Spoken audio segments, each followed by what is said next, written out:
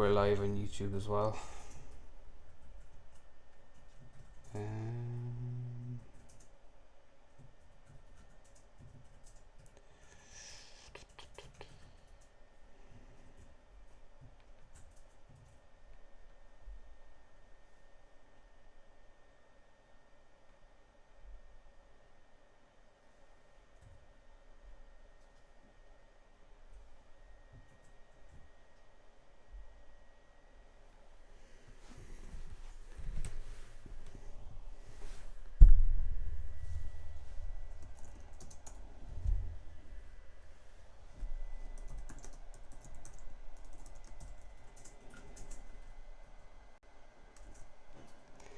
Just post it out on Facebook. We're live on YouTube tonight as well.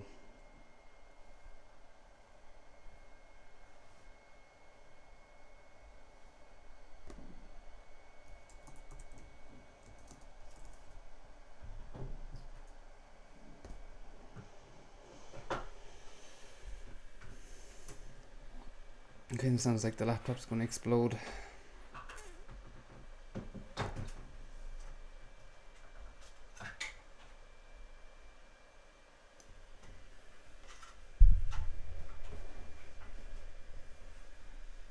Won't need it.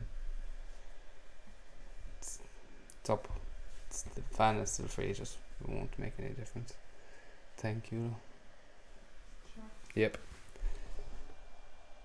Who have we got in here? Oh, it's Joe. Hey Joe, we're on YouTube as well tonight. That's where all the action is actually. I'm only using YouTube tonight because Periscope has let me down big time.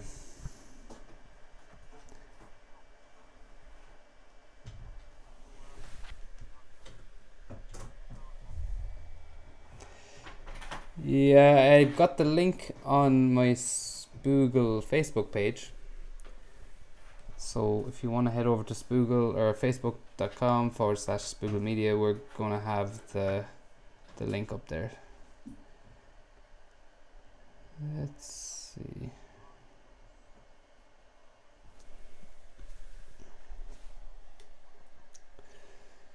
Let's see.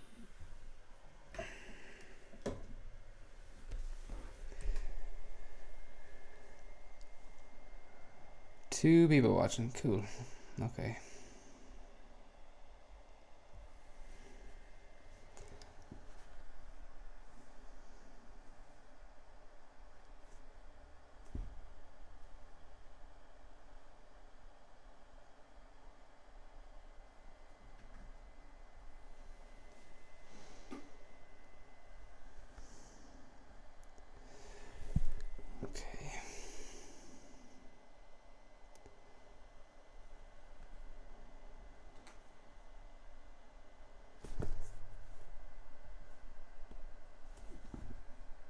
Okay, so this is the first time I've tried YouTube and Periscope together.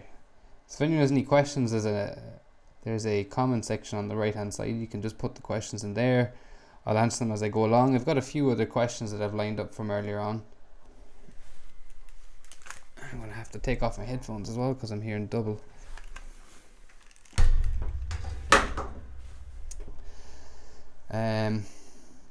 Yeah, so we have a few questions lined up from earlier on. We have a Facebook group. In the Facebook group, it is called Web Builders Unite, and in there I encourage everyone just to ask questions and we'll answer them as we go along, and I'll use them as well in the live broadcasts like now.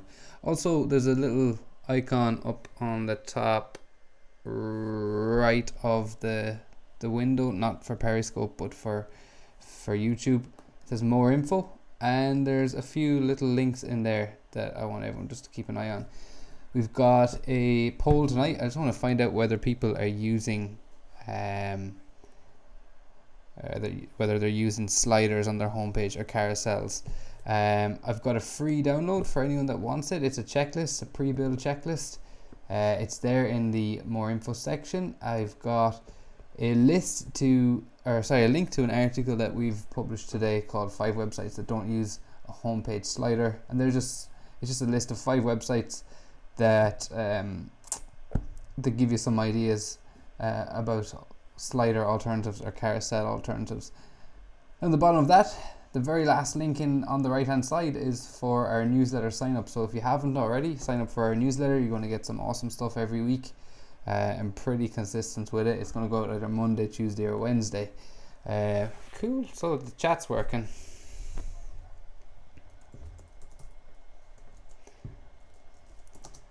So if you have any questions, feel free to throw them in there on the right hand side. Got a chat window, so feel free to put that in. We've had a question earlier on, and it was a question that I suppose a lot of people can relate to. It was about writer's block and whether I have any tips for getting over that. So one thing that I found recently I thought was really useful is a tool by HubSpot. And I'm just going to bring it up here and see if I can share my screen with you. So this could go horribly wrong, but hopefully not. Let's try this. So there we go. And what we've got here is HubSpot's blog topic generator. So sometimes when you get a bit of a writer's block, it's just coming up with the ideas that seems to be the hard part. If we put in some nouns in here, so if I say, for example, web design, I'll just say give me blog topics. Straight away you're going to get 5 of these cool little topics, or like they may not be perfect because they do claim themselves that their algorithm is not perfect, but for example, I've just put in web design. It's like 15 best blogs to follow about web design. There's a blog post. 7 things about web design your boss wants you to know. Why we love web design and you should too. The worst advice we've ever heard about web design. The history of web design. Loads of cool stuff there. I mean, that's one way out of writer's block. Another way, I suppose, just to turn the computer off, start writing down your ideas in a notebook. I've got my notebook. There it is on Periscope. I have to switch back on YouTube. I'm trying to get used to this. So my notebook, you can get a nice notebook for like €6. Just start writing down your ideas, brainstorm, do mind maps. Just write out anything that comes to mind, any words at all, anything that you do. Try and build something related to what you do, and then you'll come up with some ideas with that as well. But the HubSpot tool is really handy. Now we've got an overlay there, so we've got loads of cool things that we can do with this depending on what you do. The question was asked by Fiona, and Fiona has a blog. So if we start in like this, or gardening, how to solve the biggest problems with gardening, 10 quick tips about gardening, what will gardening be like in 100 years, how will we love why we love gardening and you should too, the ultimate cheat sheet on gardening. There's loads of awesome stuff right there. So for anyone that's suffering from writer's block, it's not permanent. You will be able to get through it, but just have a look at a couple of ideas like this. Research other blog topic generators. I just find HubSpot stuff to be really good, and I got an email about it and just checked it out. So that's one way around it, and as I said, the other one is to use your notebook. Okay, we had another question as well. Let me flip back again to the screen. So we had a question from Claire, and Claire asked how she could have custom post templates. So basically she wanted more control over the layout of her posts, and this is a pretty common thing. Once you use WordPress for a while, you're going to get interested in having more control over layouts of different things, or different layouts for different kind of posts, or different layouts for different kind of pages. And there's something that you should definitely look at is a thing called custom post types. And custom post types are part of what makes WordPress really, really awesome. So custom post types, I can't put a link straight into it for the WordPress codex, but the best place to start with any new topic with WordPress is to go straight into the codex. So if you go to codex.wordpress.org, you've got a list. It's like the Bible for WordPress. You go in there, you've got all the information you need about every aspect of WordPress. Go in, check it out, type in the topic you're looking for, you're searching for, and if I type in custom post types, so you got post types in WordPress. When you install it, you've got 2 post types already. You've got a page and you've got post, and there are 2 ways of organizing your content. So a page is normally static information and a post is normally dynamic. Your posts are normally for information or for topics that generate discussions. They're for updates, they're timely, they're time sensitive. And your pages are things like your about page, your terms and conditions, a contact page, these static information, things that don't change too often. Now, over time, you're going to realize that you've got other types of information. So you might have testimonials, and you might not want them to look exactly like the pages do or exactly as the blog posts do. So you'd need something or another way of controlling that. And one way of doing that is using what's called custom post types. So you can create a post type called testimonial. So then you've got your pages, posts, and testimonials. Now you can go as far as you want with this. You could have, for example, I worked on a website before where we used to generate gig guides. So we'd have a gig guide as a custom post type, and we had gigs, and we had artists, and then you can set up the relationship and how they interact with each other as well. So a gig guide will have many gigs, a gig can have many artists, and that stuff kind of gets a little bit advanced. But check out custom post types. Now there's a plugin, of course, that can really help with that, called Custom Post UI. I'm just going to switch my screen over again.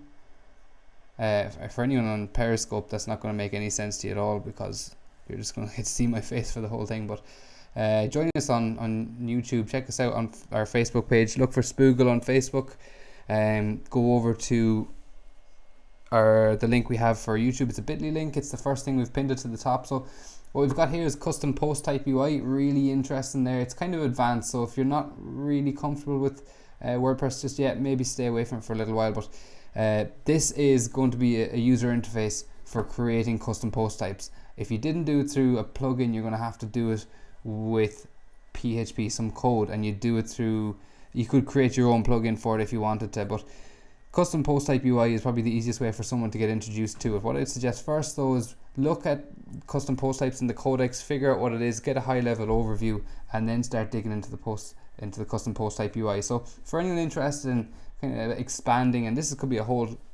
broadcast on its own, but for anyone that's interested in expanding WordPress even more and having more control over the types of content that you put out and the layouts of that content, check out custom post types. Custom post types and custom post type UI is the plugin. So check that out. Definitely worth your while.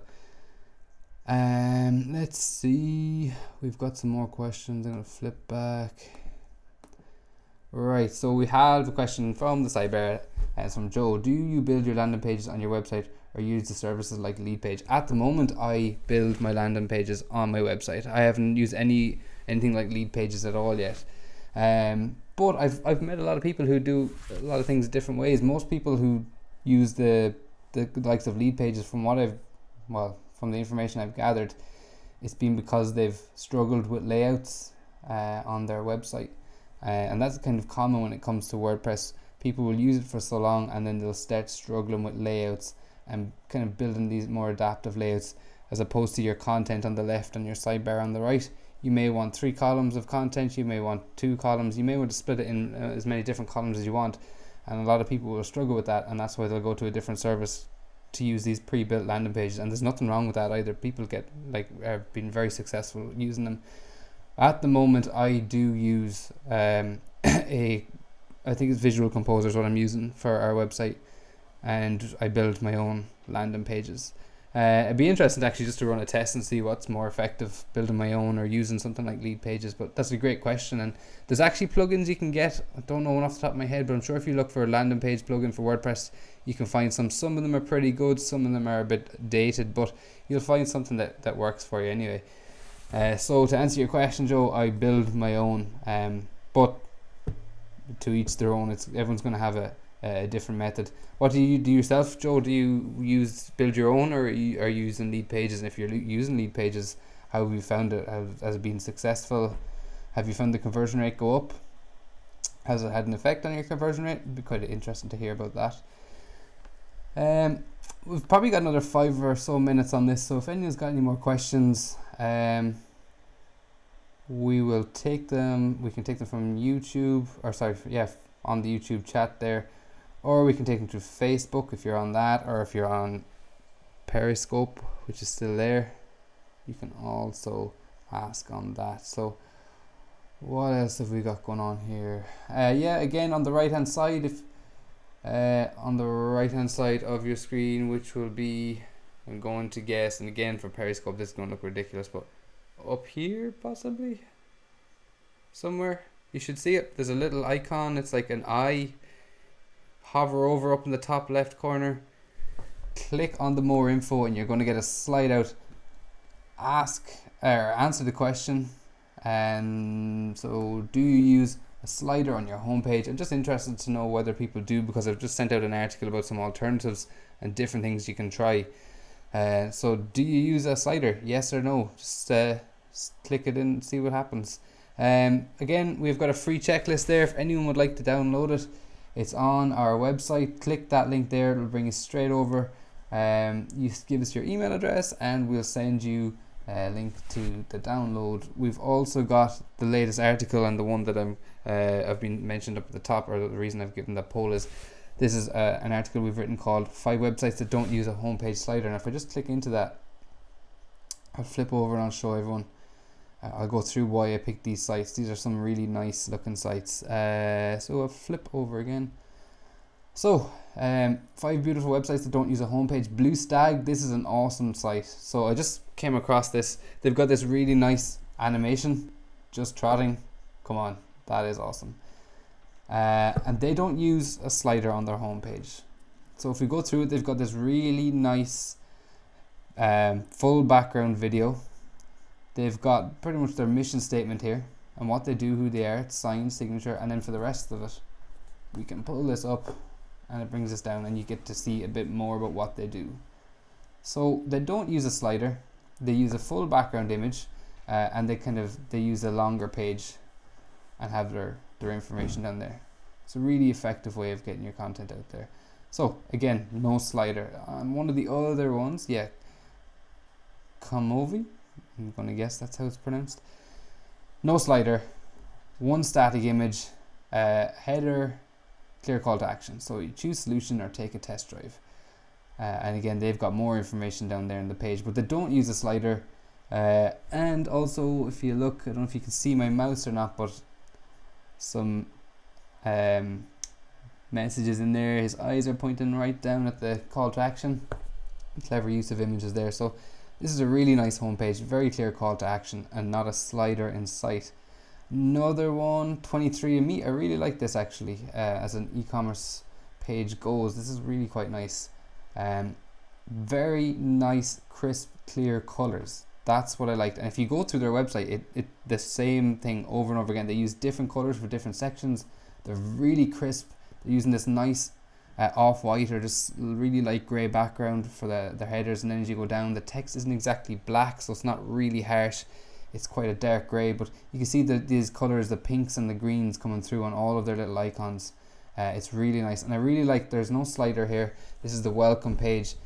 What we've got here is they've got a book, get to know you, health and ancestry start here. Really clear call to action again with their order now button.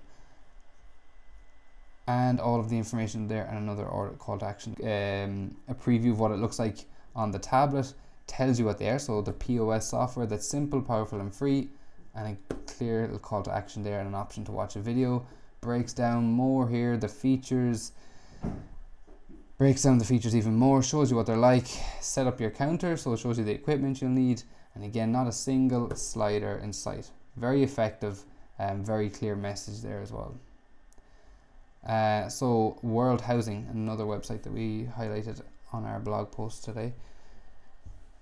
They also use a background image, really nice, really clear colors here. So the pink and the green, very, very clear. You've got two options here. You can donate now or you can learn more.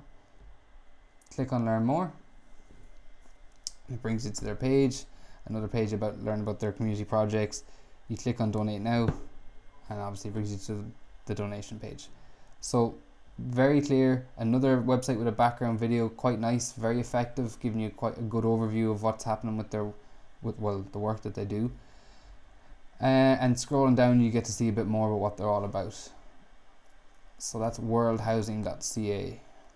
And this is a bonus one. It's called Should I Be Using a Carousel.com. So all the questions that you've had about carousels or sliders would be answered here. So it basically shows you, once you start getting into it, you see that as you start reading the text, it moves, and it moves faster.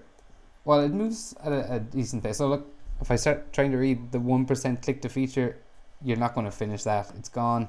This kind of highlights the problems, or one of the problems with the sliders, that you're not really in control of that page at all. You want the users to feel like they're in control. When they're on your website, you want them to be able to get the information they need without having to stop a slider or go back a slide. That's really annoying. So check out shouldiuseacarousel.com. All the questions you have will be answered. Now, there has been research done, and if you go to that blog post, there's a link there. It says, if the statistics, that word statistics, that's a link. Go there, and it brings you to a page by Yoast. And if you haven't heard of Yoast have built a really powerful SEO